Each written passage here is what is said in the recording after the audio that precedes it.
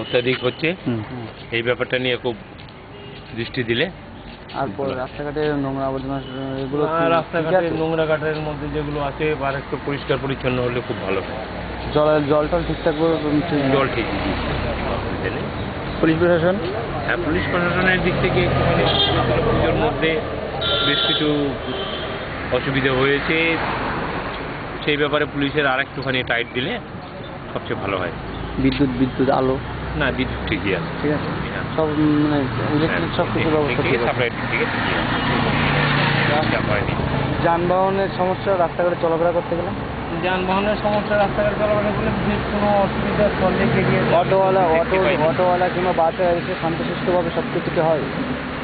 অটোর ব্যাপারটা ঠিক আমার দায়ের মধ্যে পড়ে না, কারণ অটোতে আমরা খুব কম চলি। তবে সময় বিশেষে আমরা দেখতে পাই যে 8 টাকার জায়গায় যেখানে 10 টাকা বা কখনো 15 টাকা, 10 টাকার জায়গায় 15 টাকা এরা ক্লেম করে থাকে, যে এই ব্যাপারটা মানে প্রশাসন কর্তৃপক্ষের নজর দেওয়া খুবই দরকার। সুযোগ বুঝে এরা কী করে, তখন ওই 10 টাকারটা 15 টাকা নেওয়ার চেষ্টা করে, যে জিনিসটা সাধারণ পাবলিকের পক্ষে খুবই একটা জুলুমবাজি হয়ে যায়। ধন্যবাদ। আগামী 5 বছরের মধ্যে কি আপনি বিধাননগরকে স্মার্ট সিটি হিসাবে দেখতে চান? ঠিক সেই ব্যাপারে আমার কোনো আইডিয়া নেই আর কি। মানে কেমন মানে উন্নতি দেখতে চান কিনা সেটাই বলছি। অবশ্যই আমরা তো চাইবই যে আর কিছু উন্নতি হোক। ঠিক আছে, ধন্যবাদ।